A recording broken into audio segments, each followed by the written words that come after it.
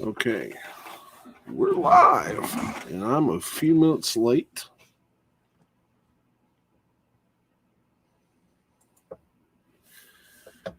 Trying to pull things together here.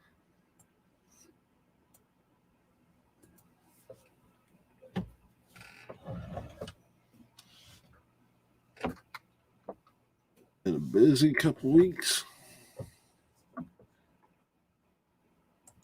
And I have to be honest, I don't know. I know just kind of have a peripheral knowledge of this weekend. Dolphins didn't play, and I had a live stream on Sunday, so I didn't really watch a whole lot of football. Did watch some. Well, I am on Yahoo as far as fantasy football, right?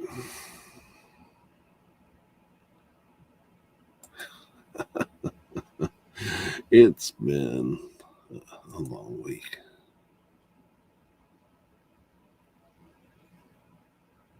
All right, so here we go to the picks. I'm going to look at the picks.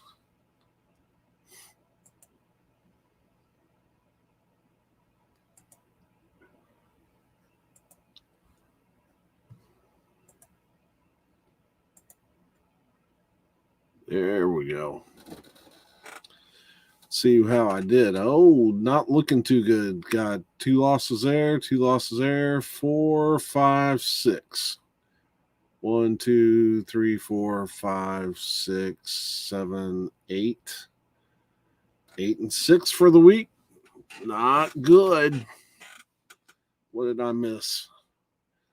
Okay. Pittsburgh dropped 1 to Minnesota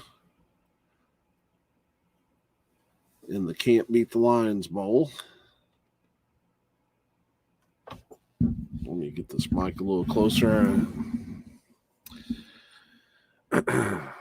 My voice may go quick tonight. I had a sneezing fit, and that always does it because I don't sneeze once. I sneeze a lot, and then I sneeze loud. Oh, let's see here.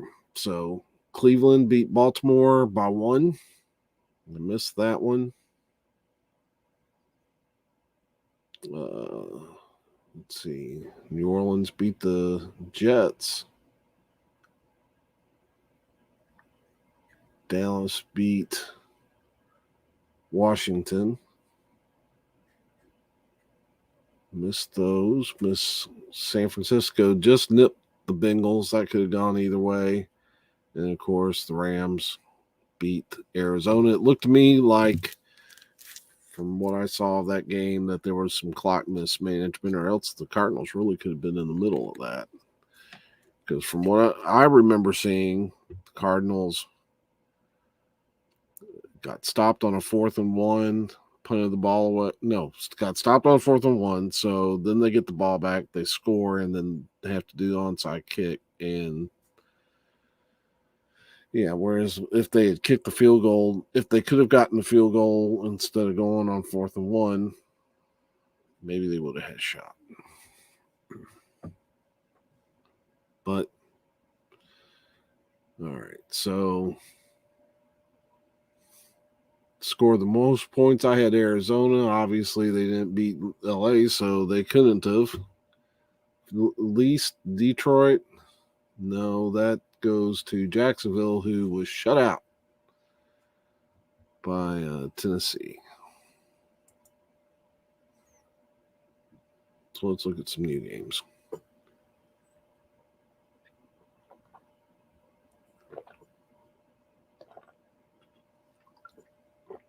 All right. Oh, this looks like a pretty good Thursday night ball game. Kansas City Chiefs at the Los Angeles Chargers. I think I like the Chiefs here. It's liable to be a close game, though.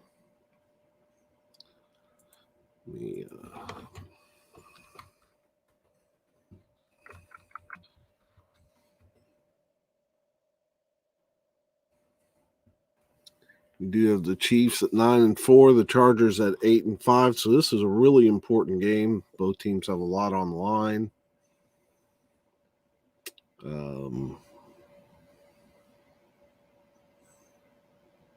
Wow, and both offenses has scored the same exact amount of points, 351, which you would never think Kansas City would not be leading in that department.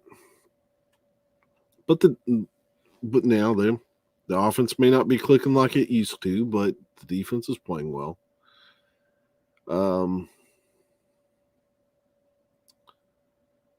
They're on a 6-game winning streak. They're hot. They're hot. So I'm going to keep going with them. I probably won't put very many confidence points on that just because I think the Chargers are good competition. And they do have the home field, but we'll have to see. Then we have the Las Vegas Raiders at the Cleveland Browns. The Raiders kind of have been falling apart a little bit. The 2-game losing streak, they're 6-7. Browns aren't much better at 7-6. These are both teams that are struggling mightily. Probably won't go with much confidence either, but I am going to take the Cleveland Browns. I think Waller is playing. It seemed to me like I put him back in fantasy football. I'm going to double check that, make sure he's good.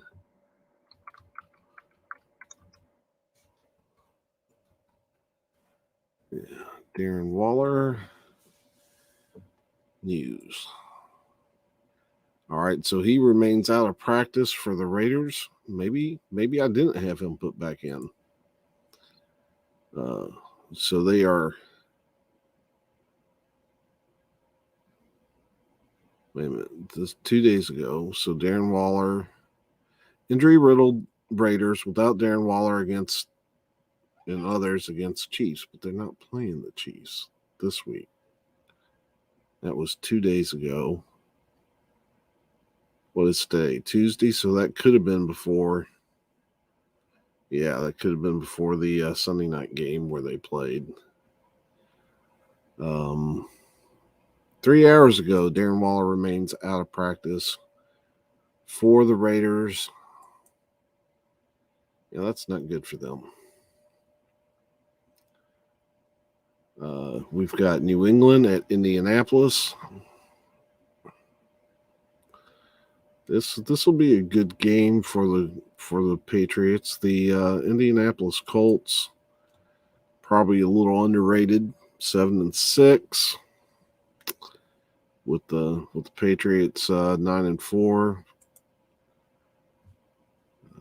and coming on strong. I do apologize. Like I said, my throat is a little. Just like I said, I sneeze so loud that it really kind of messes with my vocal cords a little bit. So we have the New England Patriots at the Indianapolis Colts in that game. I think will be won by the Patriots, though that the Colts could really give them fits. Carolina Panthers at Buffalo Bills. Come on now. We're going to take the Buffalo Bills. I am going to go back and do one thing real quick. I'm going to look. Is there something that I have not heard about the New England Patriots? Because it just strikes me as I look again that they're even underdogs right now. They are the hottest team in, as much as I hate it, they are the hottest team in the NFL right now. I don't see anything suggesting in the headlines that suggests that there's any reason to think that the Patriots are not going to be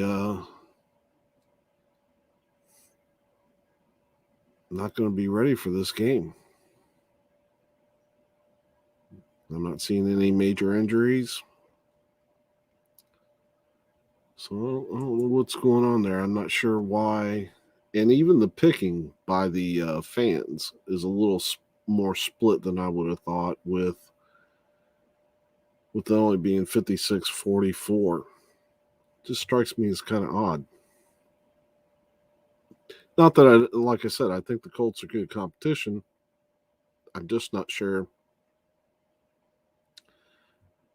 Just not sure about why the Patriots would be underdogs here. All right, and we know Buffalo's going to. I mean, the Carolinas lost. Buffalo is going to be desperate. They're going to come out looking at home.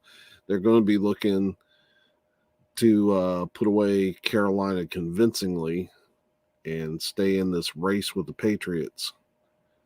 And I guess they'll be hoping that the Colts can get a win. Then we've got the Arizona Cardinals at Detroit Lions. Lions, they play hard. Don't know about Dan Campbell overall as a coach, but he's definitely a good motivator. But I'm telling you, the Cardinals, I think, are still underrated, and I think part of that comes from whenever they've had a big game, a big statement game, they just seem to come up short. But they keep winning. So when you look at their record,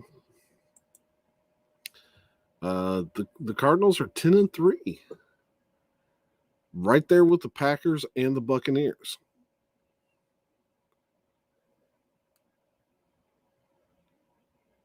And so I don't know. I don't know what to say about them. I do think Kyler Murray is coming along very nicely. He's going to be an elite quarterback, I feel like, in this league for some years to come. He's getting there.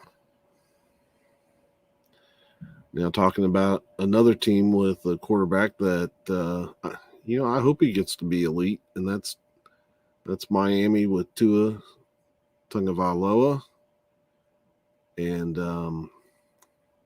I'm picking us to win. We'll have to see how many confidence points I put on it, because unfortunately the Dolphins are dealing with a COVID outbreak.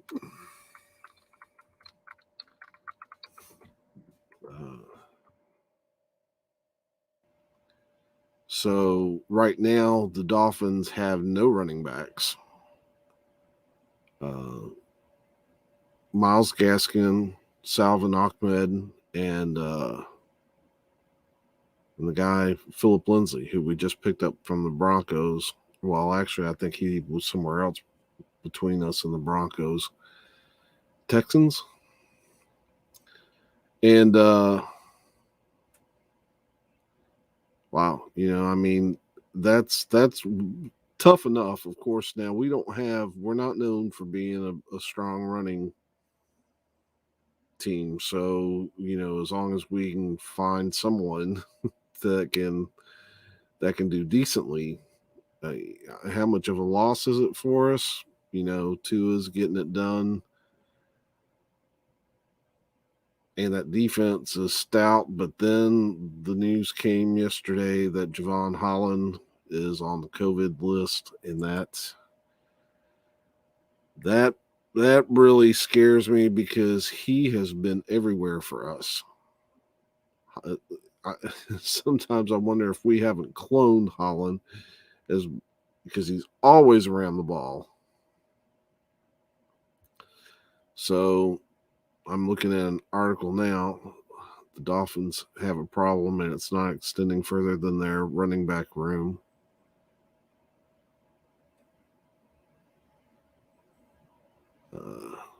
Javon Holland has not tested positive as well. What? No, that's got to be your misprint.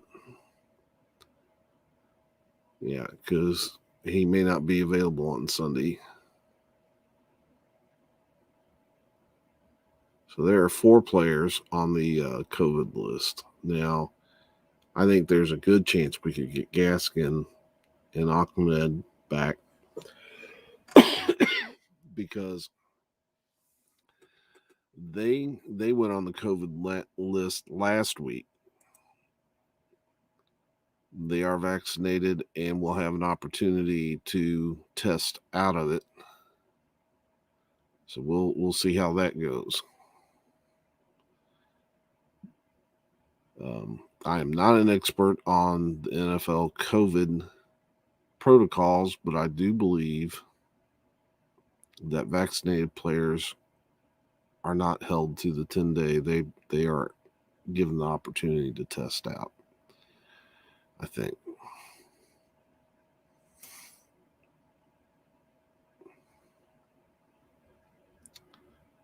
So, having looked at all that, Holland really kind of bugs me more than the running backs being out. Maybe part of that is because I really think that we might get one or both, either Gaskin or Ahmed back. But regardless, it is not a good time. Of course, it's never a good time to have players on that list.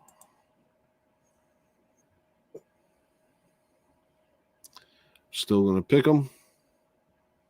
I think we do have a lot of we're playing better. I don't know that the Jets are. They are still struggling at times, especially on offense. And that's to be expected. They just fired their offensive coordinator. Obviously, they're not doing well on offense. Then we got Dallas at New York Giants. Dallas is hot right now. The Giants are not. So we've got they've got opposite records: 9-4 for the Cowboys, 4-9 for the Giants. And then I think I just heard that Daniel Jones may be gone for the season. Yeah, Dallas is winning this. Then we've got Washington football team at Philadelphia Eagles. It's kind of a hard one to call. The Washington has been playing okay. They're both 6-7.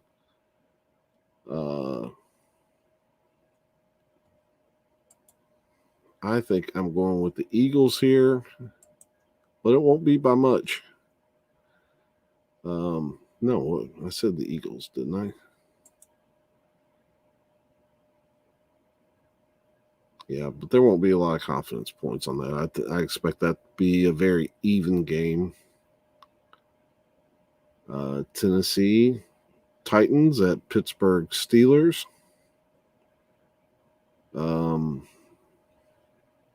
Steelers made a run at who were they playing? Minnesota.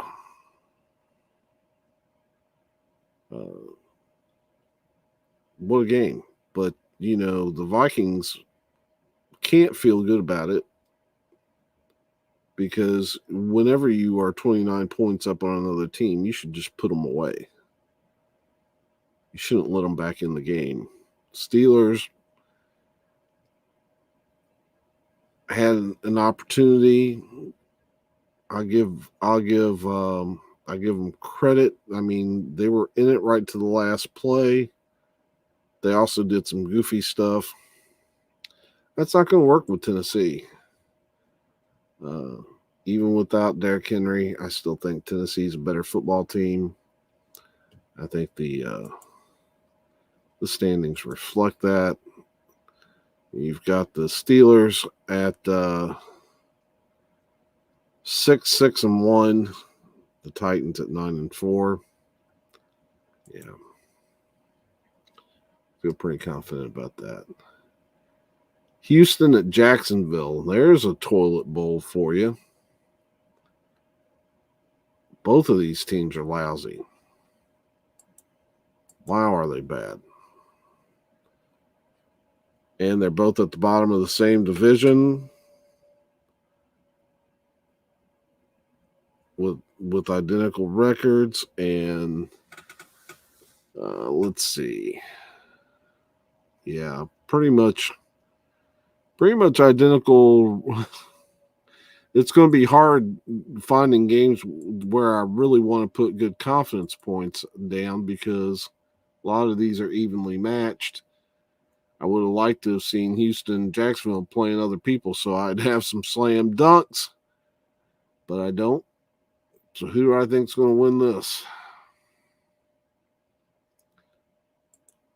Jacksonville. Cincinnati at Denver, the Bengals and the Broncos. And the Bengals just, man, they can't get out of their own way. Every time they do something good, they take a step or two back. 7-6 going against the 7-6 Broncos.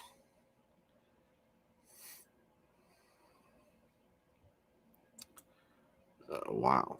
Did we just pick team? How did we get to here and all of a sudden we just have a whole bunch of teams with the same records playing each other? I'm going to go with Cincinnati on the upset here because they had the game that they should have won last week. Now they're going to this will be one of the positive steps, and then but now next week they'll probably take a step back. We'll see. Then we've got Atlanta at San Francisco. You know what I have not done? I'm going to pause just for a second here to pull up YouTube and make sure people are actually hearing me. Yep. Okay, so there we've done that. We've got Atlanta at San Francisco. Atlanta's another one of those teams that's hard to peg. They are 6-7, as the 49ers are 7-6. So which way do you go there? I think I'm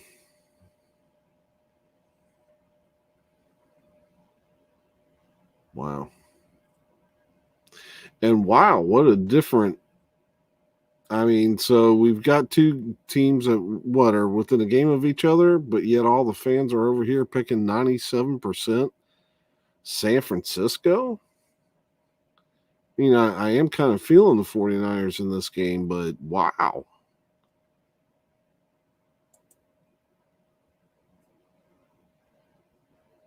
Wow. Okay. Seattle at Los Angeles Rams. Seahawks just don't have it this year. I don't think they as much respect as I have for Russell Wilson. I mean, they're 5-8. They're struggling.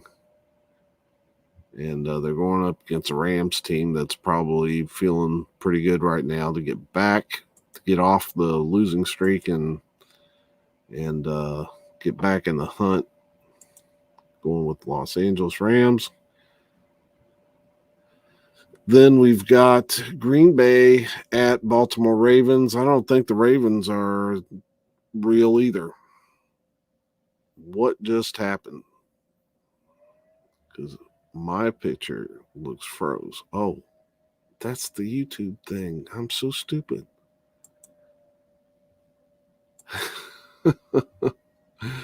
Oh, mercy. Okay, so we got Green Bay, and that's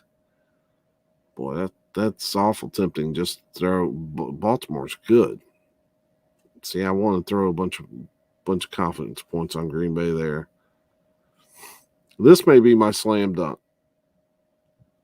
New Orleans Saints at Tampa Bay. Yes, I know the Saints gave the Jets a good thrashing, but that was the Jets. This is, hey, Eric.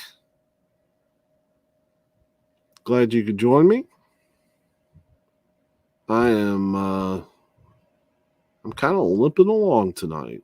I had a sneezing fit and kind of got my voice a little rattled, but I'm trying to get through this. Worried about my Dolphins. That's where I'm at.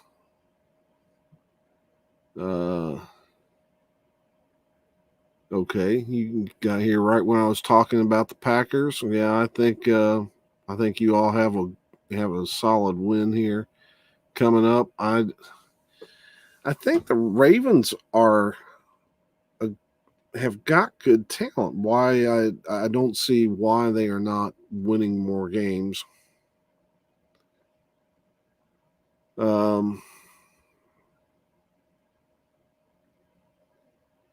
Oh yeah, my voice, my throat's fine.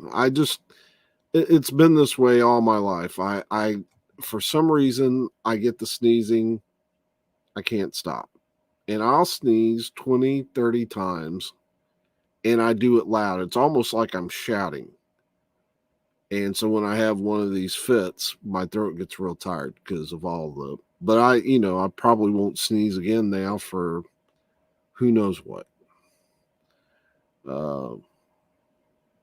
It's just frustrating when it happens. Finn's going to go 500 this week. It's a new season after that. I hope. I was just discussing earlier that I don't know if it's a good time or a bad time. I don't think there's a really good time for any of it. But right now, all of the Dolphin running backs are on the COVID list. And then Javon Holland, our star rookie cornerback, he just went on the COVID list. And I have hopes, knock on some wood here, Salvon Ahmed and Myles Gaskin went on the list last week. And I'm hoping we get them back. I'm a little concerned about Lindsey and Holland because they were not announced until earlier this week. So, I don't know enough about COVID protocols to really make a good guess. But, it is what it is. We got 4 guys on the list. Hopefully we get a few of them back because, I don't want to sleep on the Jets. They did get whooped pretty good by the Saints. I just don't know what to think about it. I'm a little more, for some odd reason, I'm a little more concerned about Holland being out than I am the running backs because we don't really depend on our running backs to win.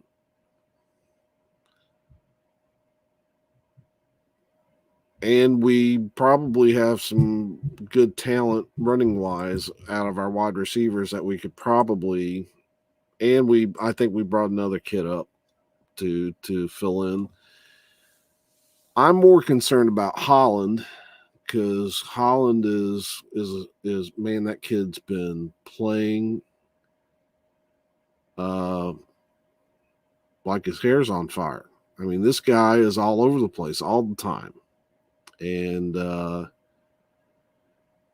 but if we can, even if Holland's out, if we can generate pressure, this is a young, Zach Wilson, I'm assuming is who is starting for the Jets these days. I'm assuming it's Zach Wilson.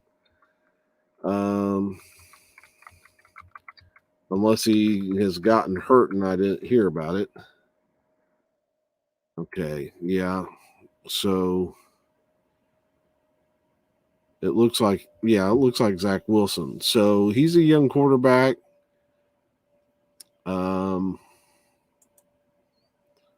What needs to happen for the playoffs? Well, I think what it is we need to win at least the net. I think we have to win the next two. Those are our best games for winning. That's against the Jets and the Saints. We need to beat them. The Saints might be a little better than the Jets, but they still. Who starts for them? They keep getting beat up. I don't even know from week to week who's starting quarterback for them. They're saying, let's see, that's November 14th. What? All right, so Taysom Hill, Trevor Siemian, whoever it is, I think they're a good matchup for us because, again, we will send the dogs after them. And I think a young quarterback might have problems with that pass rush. Then we get the Tennessee Titans. No Derrick Henry. They're talking about Henry being back for the playoffs potentially, but I'm not hearing that he's going to be ready in time for the Dolphins. Tannehill, when he was a Dolphin, had a tendency to hold the ball too long, and he didn't have great pocket presence. That is not good for him if he's lining up against our defense. So we have a chance, I think, at the Titans to get after Tannehill and possibly win that game. And then we get the New England Patriots. Patriots are on fire. But if they wrap it, if something happens and they wrap against early against the Bills, then who knows who will be starting for the Patriots? I don't know what Belichick will do. Will he try to rest the kid? Not try to, because you have to think. I mean, you do have to take into consideration if you're playing the Dolphins, the fact that they blitz so much. And if you're late in the season, do you really want your quarterback taking hits? Because let's remember, the Dolphins blitzed Lamar Miller 37 times in one game. And they got to him. And they shook him. Do you really want to do that to your young quarterback if you've already wrapped for this season? So, it's hard to say. When we get a little closer to the Patriots and see how that game shapes up. But I think the two young quarterbacks that we got coming up, then Tannehill, who's not known for his pocket presence, that's not a bad recipe. The Titans are really good. It's definitely the back two games that are the tough ones. And we've got to win. If we lose either one of the easy games, I think we're just stick a fork in us. We're done. But I think if we can win one of the last two, we got to win the first two and then one of the last two, I think, to really be in the thick of it. But I don't know. It could be from where we're sitting. It might be that we have to win out and then still get help. I don't know. It's been a crazy year. But that's what I'm looking at. What I'm glad is that we're not playing. I'm glad we're not playing a Green Bay or a Tampa Bay where you have somebody like Rodgers and Brady who have seen everything, know how to deal with it. Because I think those two teams might have a chance at getting by, all the pressure that we would bring to them. So, yeah, I hope he's back for the playoffs too, because Henry is a lot of fun to play. I wouldn't want to meet Wouldn't want to meet them in the playoffs. See, I think that would be the one place where if you have Henry, that could might be the difference maker. He might be the difference maker for the Titans if they were to face the Dolphins, and I would run him a lot. Of course, you run him all over the place, but I would run him a lot up the gut, because I think that, the Dolphins probably trade a little size for speed. And so, but yeah. Now, I need to do a Google on Aaron Rodgers, because I heard earlier he injured his toe a little more against the Giants. I'm looking at the news to see if there's any headlines. Yeah, you would think that if this was a significant injury that could affect his playing time. All right, Pro Football Talk 6 hours ago said, has Aaron Rodgers' toe is not going to be a problem after Sunday's win over the Bears. Quarterback Aaron Rodgers told reporters that his fractured toe felt worse after suffering a setback, but from his Tuesday comments on the Pat McAfee show, it doesn't sound like Rodgers is going to get surgery on the toe. Toe was definitely hurting after the game, but it is what it is, Rodgers said via Rob Demovsky of ESPN. It's not going to be a problem, I don't think. It's not going to stop me from playing. It's just pain management, and I'm going to keep playing and probably not practice a whole lot. Rodgers has maintained that even if he does have surgery, it wouldn't stop him from playing the following Sunday. He's been adamant since the injury that he's not going to miss any time. Packers head coach Matt LaFleur said on Monday that the team will provide Rodgers with whatever he needs to be at his best. Last week, Rodgers didn't practice on Wednesday or Thursday, but was limited on Friday. He then went out and passed for 341 yards and 4 touchdowns while completing 78% of his passes. In the 45-30 victory, the Packers traveled to Baltimore to play the Ravens. So, yeah, that's good news from Green Bay. That's real good news. So, all right. So we know, and then looking at New Orleans at Tampa Bay, that's going to be my slam dunk. It's hard to find one this week. I've been up and down this board trying to look for. There's so many even matchups. Then we got Chicago at Minnesota. Who cares? Who cares? They both stink. Let's look at that for a minute, because, I mean, that whole division. All right, the Vikings are 6-7. The Bears are 4-9. Lions are 1-11-1. Wow. Yeah. I guess I'm going to pick Chicago. Why is Chicago the underdog and so many people have the Vikings picked?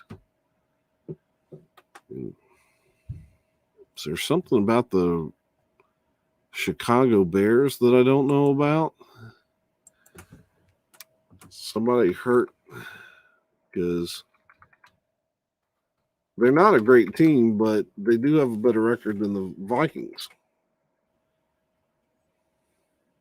So why is everybody looking at them to lose this game?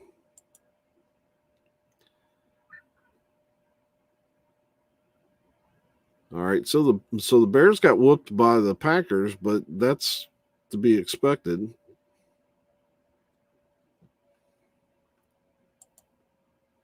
Huh. I'm going to go with Chicago. I hate that this is the Monday night game, though, because that really sucks. What do you want, Jake? It's usually Aretha bugging me during a live stream. Okay.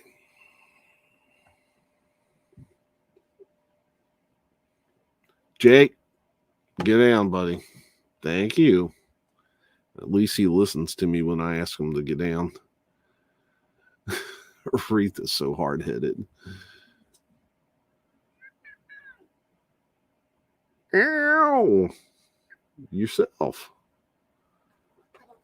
All right, so let's look for some more confidence points to put down.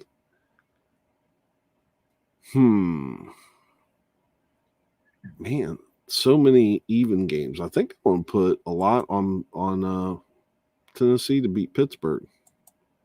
I hope I'm not jinxing them. Jake, get out of there. Boy, get out of there. Get out. Get off that. Get out of there. What got into you, boy?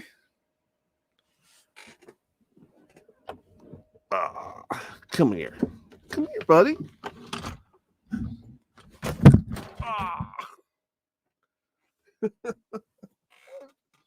Where'd you go? Cats.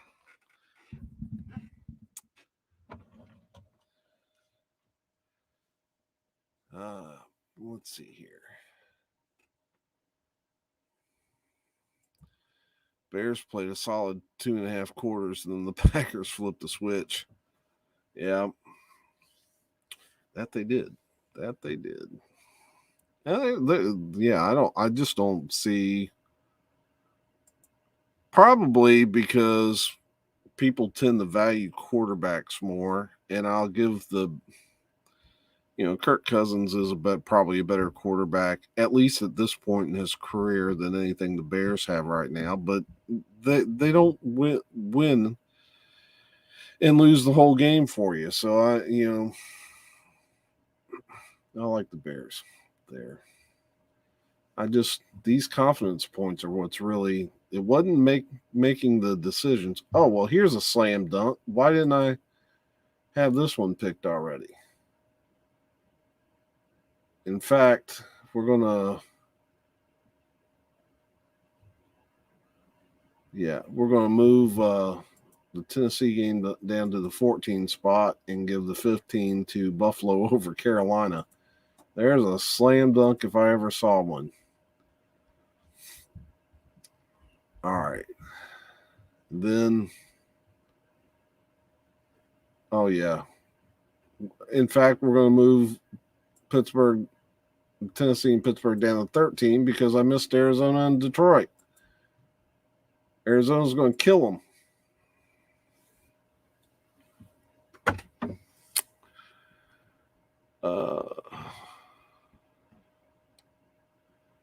I think we're going to give that 12 spot to Dallas over the Giants. Not trying to hate on the Giants, but, especially if Daniel Jones is out for the year, then they were already struggling on offense.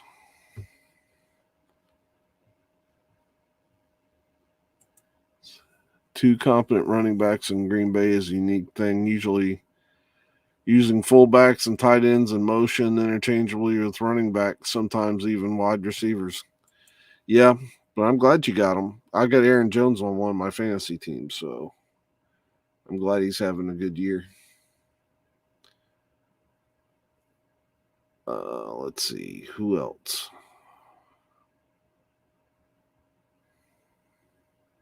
Let's go ahead and put 1 point on the Jacksonville-Houston Toilet Bowl down here. Boy, you'd have to be a diehard fan or a sadist to watch that game.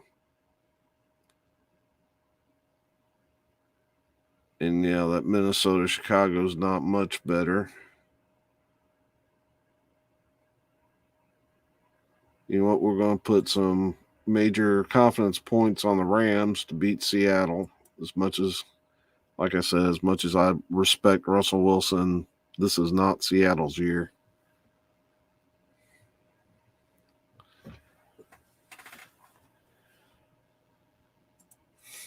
See, having William Henderson and John Kuhn blocking for 20 years was nice. I'm a fan of the fullback position. Yeah, definitely. And it's definitely changed over the years.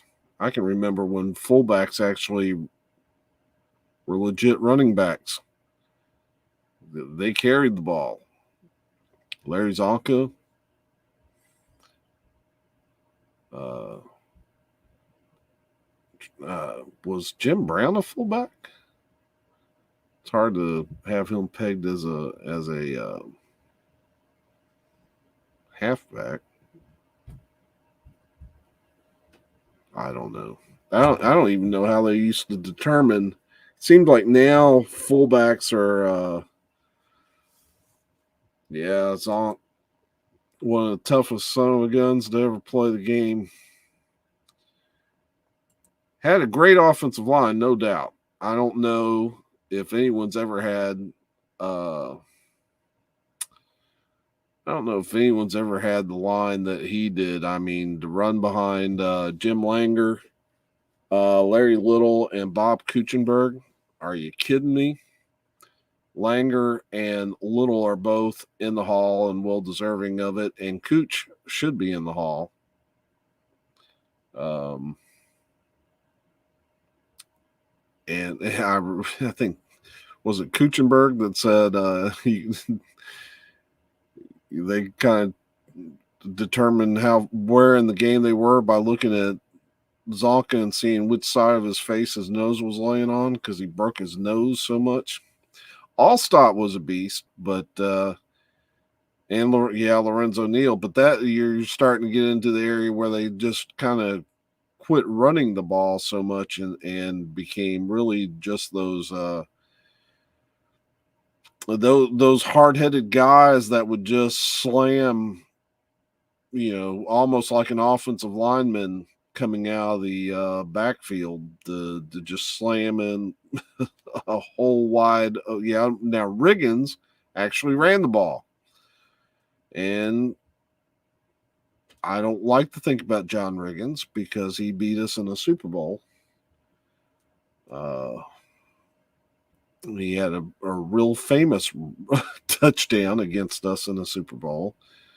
Bettis is probably the most devastating back that I saw since Earl Campbell.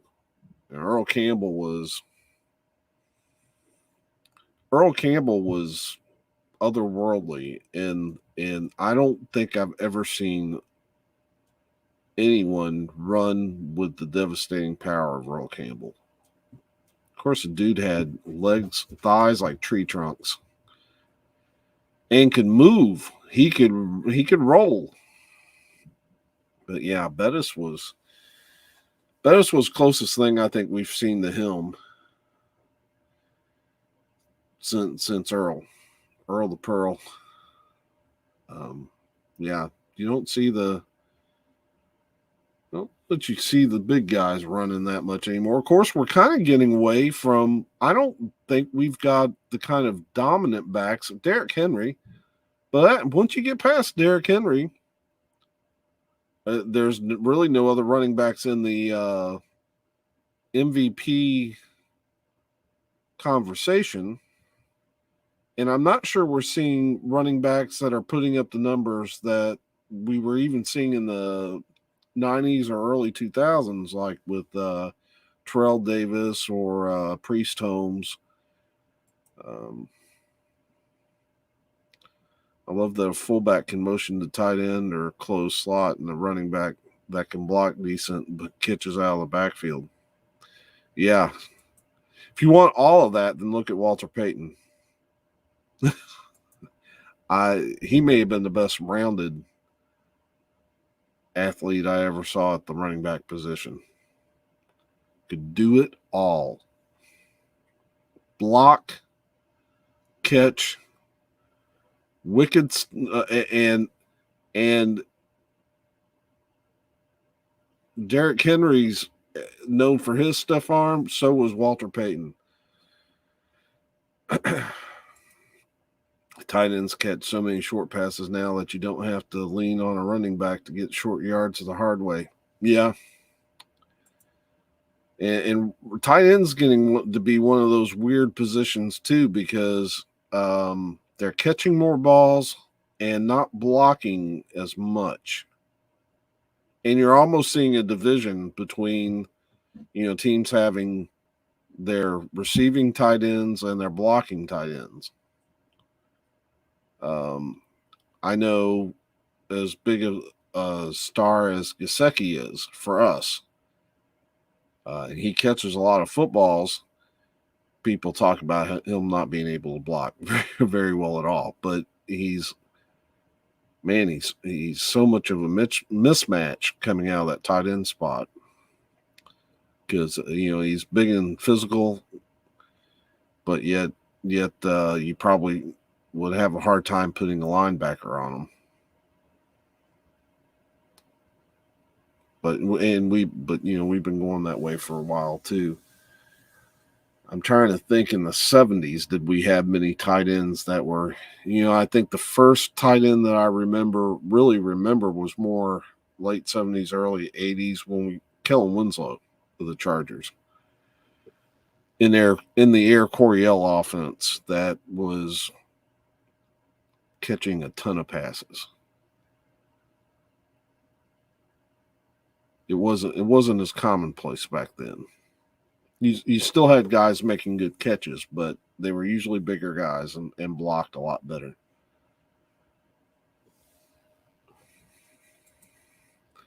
Blocking tight ends motion in the fullback more than ever. Yeah, I've been noticing that too, and go to tight ends motion more than ever to get other looks. You guys had a guy that seemed to me there for a while. One of your tight ends, you all were playing at fullback for a while. I can't remember his name. Let's see. Let's look at some more of these confidence points. We got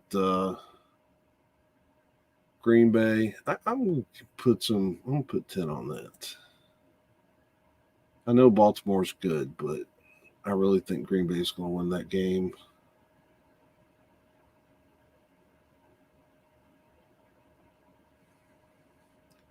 I do like San Francisco over Atlanta.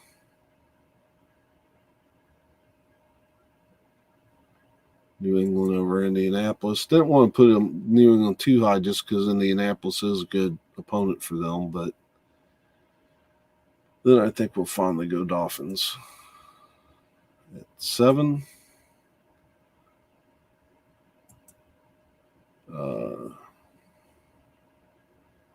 We're getting down here to all these evenly matched games.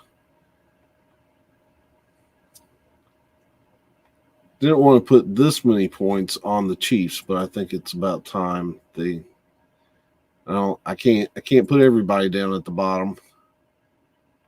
Then we got, I think we'll go Cincinnati.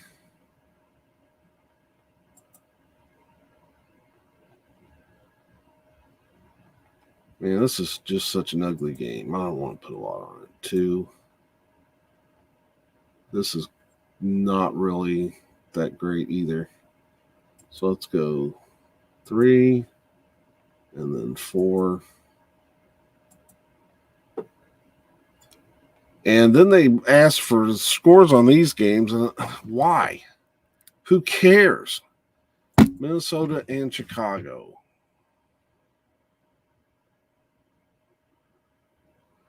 I think this is going to be a low-scoring game.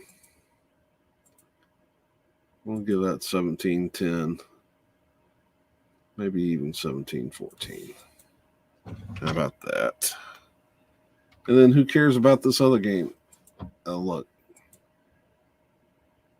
They're not stopping Tampa Bay. And they're not going to put up quite as many points. They might put up some, but let's go with 14. Most points this week.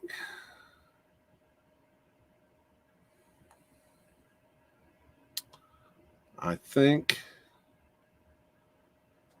Bubba Franks. Now, there's a name for you.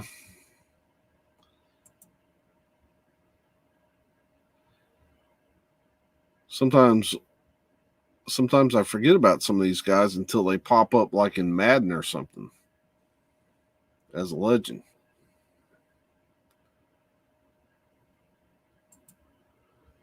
Who's going to score the most points this week? Might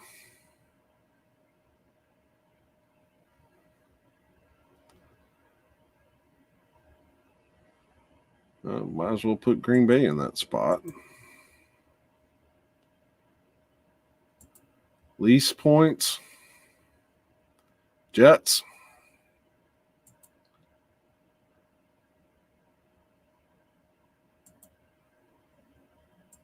Save that. And I think that looks pretty decent.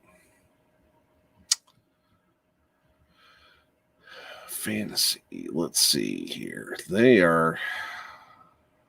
These teams. So this one I think I lost. Yep. Tough break, Dale. Black Star Vinylers. So that's well, if you know him, Eric, that's Black Star. That's Rob. Beat me. Let's take a look at my roster. See what it looks like going into this. Might have to pull Russell Wilson. He just see what kind of points he got. Not bad. 21.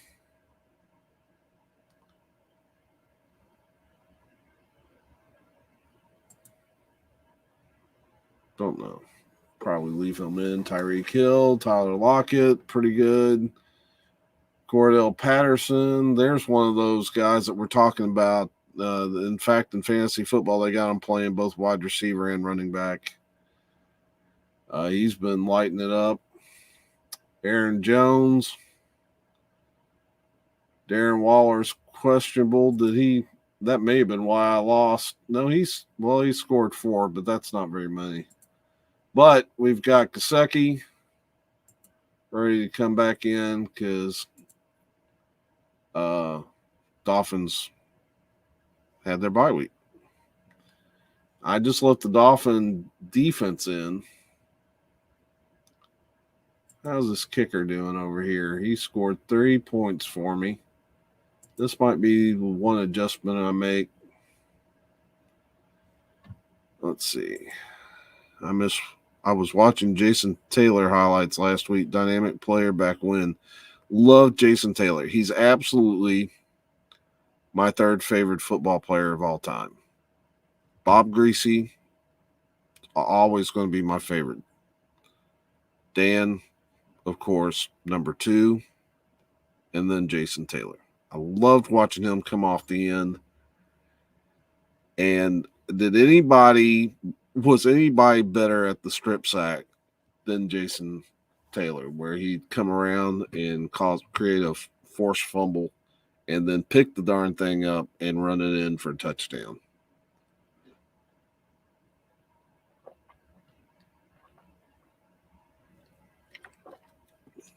To me, yeah, he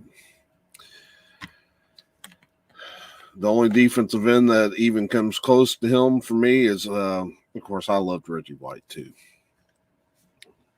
But they're two different type players. Reggie had, for a big man, he had incredible athleticism, but he also had that bull rush. He was a powerful man and could bring that at you. But, then you compare him to Jason Taylor. Taylor's a lot taller, lankier. They considered him a little bit undersized because of his weight. But, dude, that guy could fly around the end. Reggie is the one non-Dolphin jersey that I have.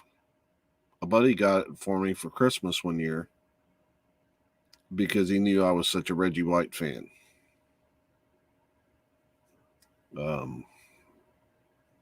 Yeah. Reggie was something else, man. The Minister of Defense. That's Reggie. I'm so heartbroken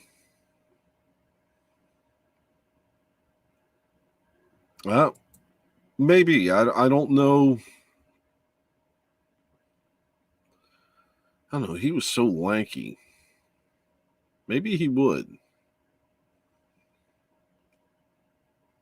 But man, he made. I loved watching him come off the edge. Of course, I've always loved the guys that come off the edge with speed. Loved watching Derek Taylor, or Derek Thomas. Lawrence Taylor was fun to watch. I think now. Oh, and I loved Cameron Wake. Cameron Wake made it easier for me to accept Taylor retiring. I loved Cam while he was playing for us, and then but today I think I'm hoping in Javon Phillips we've got that speed edge rusher. I'm sorry, Jalen Phillips. And then if there's a guy that I could pull off of any team and put him on the Dolphins, it'd probably be Chase Young. I hated to see him go down with injury. His season's over.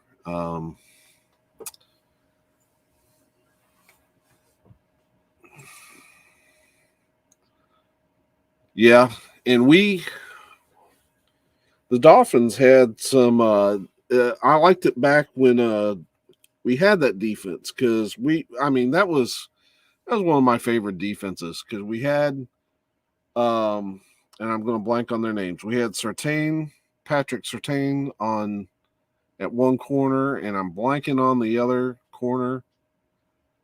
But then we had, of course, Jimmy had drafted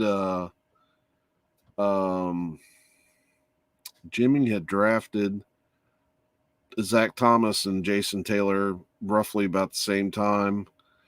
And then we had Daryl Gardner and who's the other defensive tackle? We had some big guys up in the middle that kind of kept people from getting to Zach, so Zach could run around. Saragusa, yeah, he was a lot of fun too. He was a great personality. And big. I thought that he was going to do some announcing when he got done, but I haven't seen him in a long time. And Gilbert Brown was a big dude too. I'm trying to remember who was it that we Tim Bowens and Eric Gardner.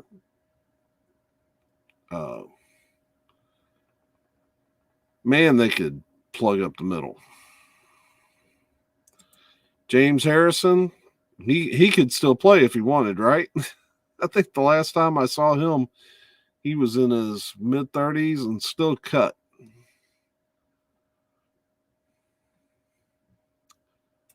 Let's see. So with that first team that I showed, got 9-5 in second place. That's not too bad. Then my keeper team, surprisingly enough, keeps winning. There's the confetti. Didn't have a great week, but good enough to win. So they're 12-2. With no bench, I don't know how I've gotten to 12-2. Kyler Murray, probably part of it.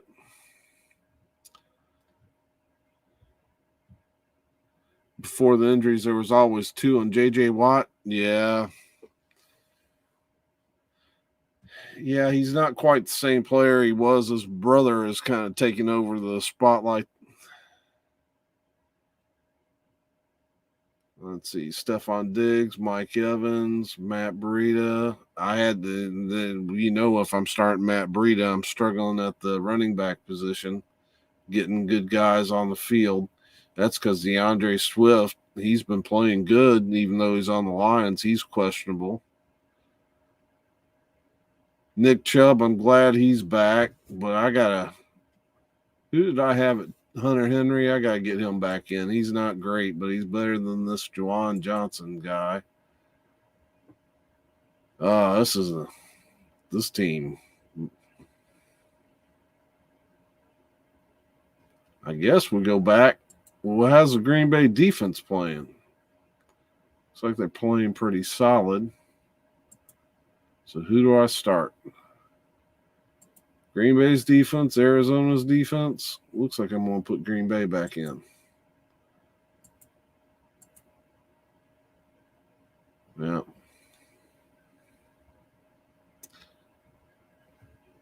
Let's see. The family all played at Wisconsin. I wish they never stopped having kids. So I didn't know that.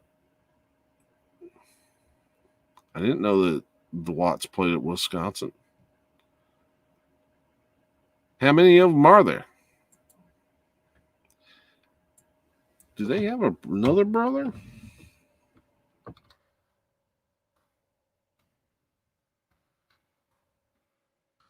Somebody else has asked that question too, because it popped right up on the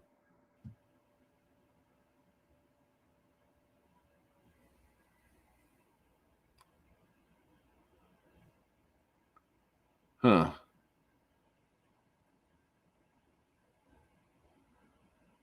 guess just the two of them.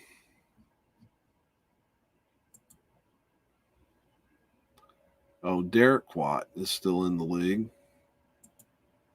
That says a lot. So few rosters even carry a fullback. Steelers drafted by the Chargers.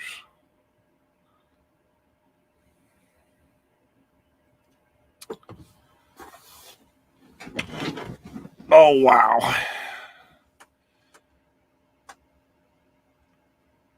Aretha looking at me crazy over here.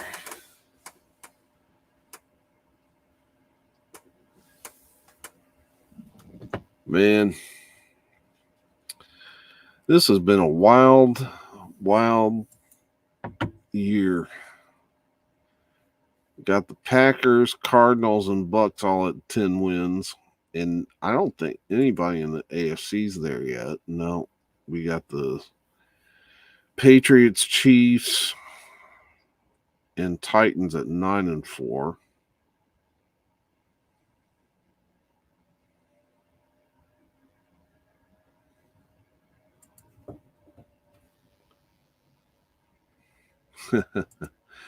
I want to turn this camera so bad right now. Do I take that chance? I'll take that chance.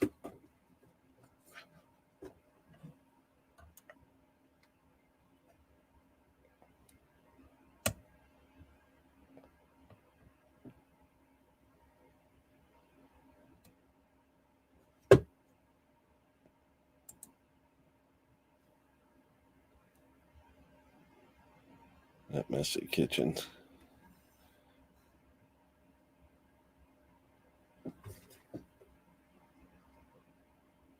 Uh-oh. Oh, got the toe to the head. Jake.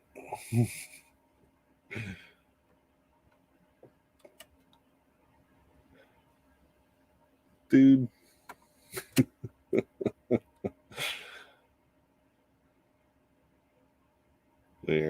They're funny. Did you get enough? Oh, wow. Yeah, y'all y'all beat Arizona, which was a big win for you guys, so that if it does get kind of dicey, you all get at least have that. Did you all play Tampa Bay? I can't remember. You all played them early, right? Was Tampa Bay the one that got you in week 1? No, that was the Saints, actually. It was played in Tampa Bay. I can't remember exactly why.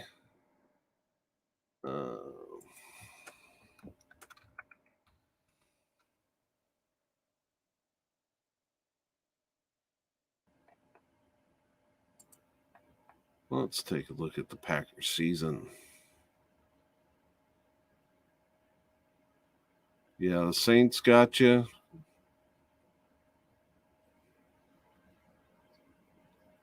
Who else got you? Chiefs got you.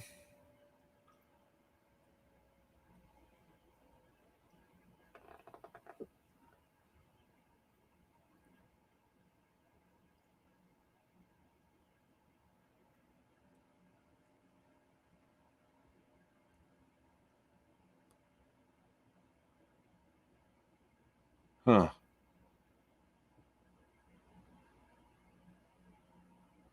Is this all I'm seeing is the Saints and the Chiefs getting you. Who else got you?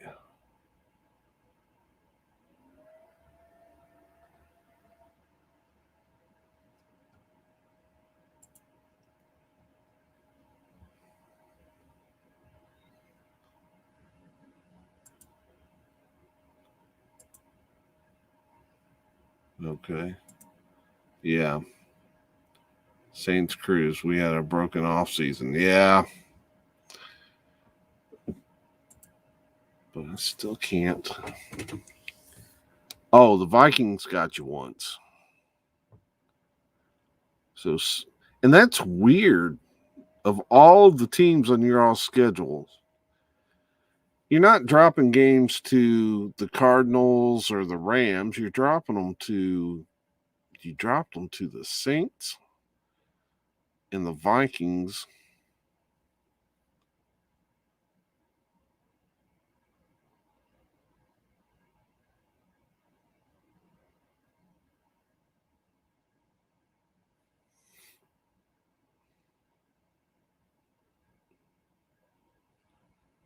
Well, and the Chiefs. That was a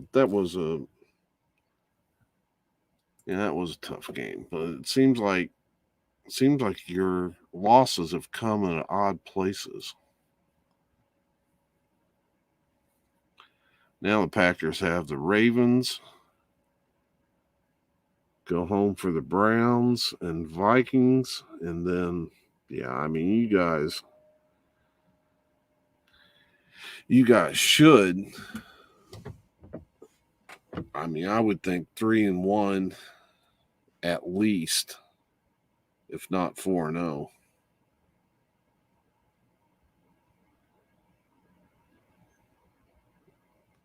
And you definitely, yeah. I think your hardest game is probably this weekend in Baltimore because you got the Browns and Vikings in Green Bay, and then if you're going to play a road game last week, who would you rather have than the Lions?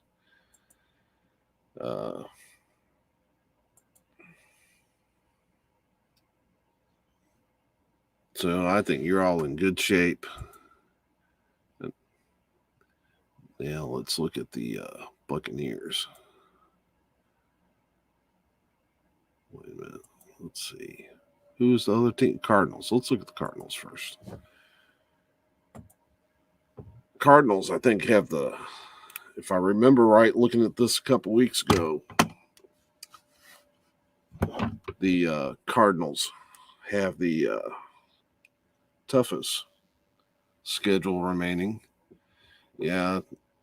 All right. Well, they've got an easy one this week with the Lions, then the Colts. That'll be a tough game, but it's at home for them. Then they go on the road to the Cowboys, who are playing kind of hot. Then the Seahawks, who just aren't there. They're not, I don't think the Seahawks are a bad team. They just don't have it together this year. This is not their year.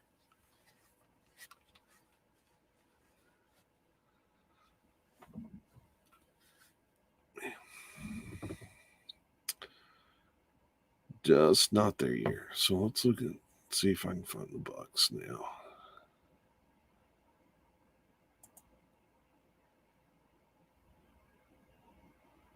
Did the Cardinals not play the Buccaneers either? Well, that'll be interesting to see how the Buccaneers play against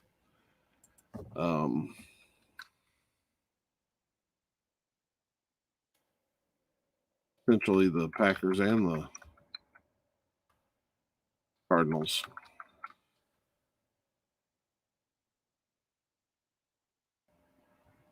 And there you have the Buccaneers with the Saints at home, on the road for the Panthers, who are lost.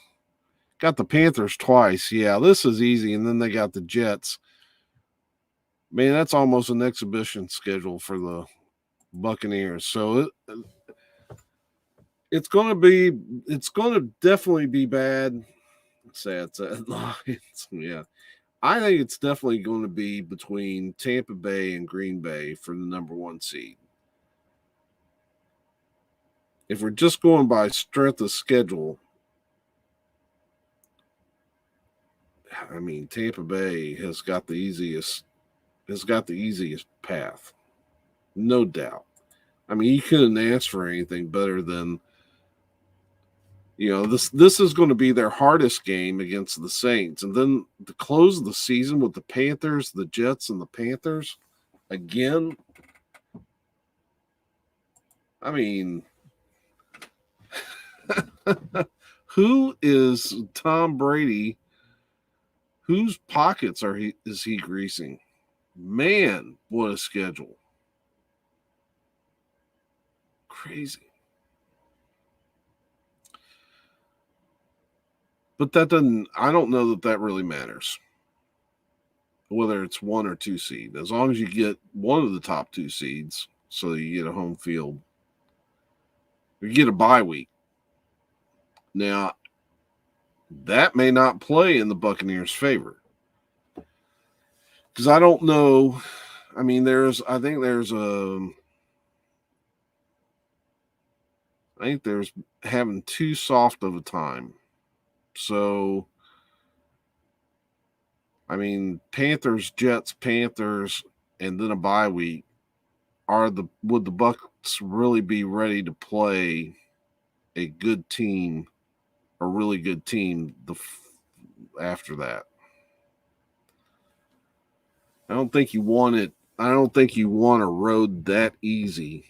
Maybe I'm wrong, but to me, I don't think you want a road that easy. You want to be challenged a little bit going in. You don't want to get beat down. But that's a cakewalk in. Sue is still beasting up.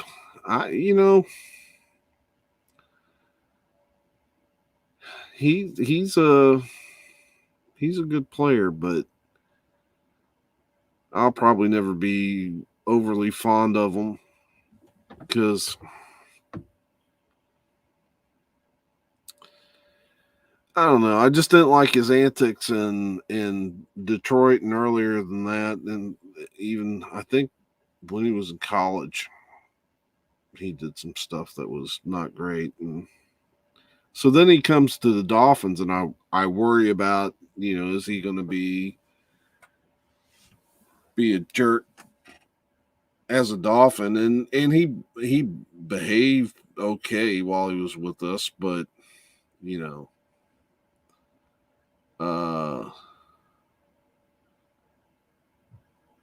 as much as we were paying him, he didn't have any impact with us. And then he goes off and he kind of jumps around from team to team. He was with the Rams a year. Where is he now? Buccaneers? He was somewhere else too, wasn't he? And I don't know. Not a Pro Bowler, but still contributing. Definitely not a fan. Yeah, I don't know. I don't know. He could have, and to me, he could have been a great one. I don't know why he's not. But he when he was with the Dolphins, he didn't do much of nothing. I'm thinking, because he came when we had Cameron Wake, and I'm thinking, I can't wait to unleash Sue and Wake on an unexpected offensive line. But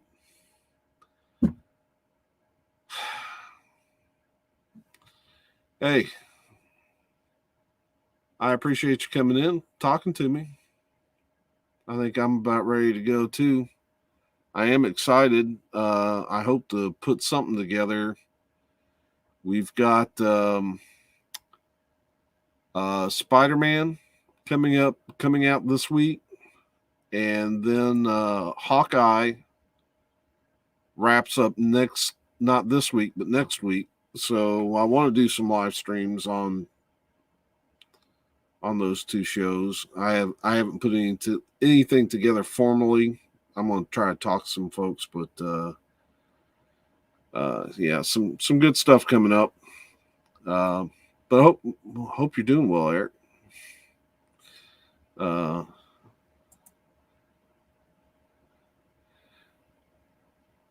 They're not fish, they're mammals. Take it easy, buddy, and we'll see you hopefully maybe next week. And I am going to wrap this live stream because I think I'm done too.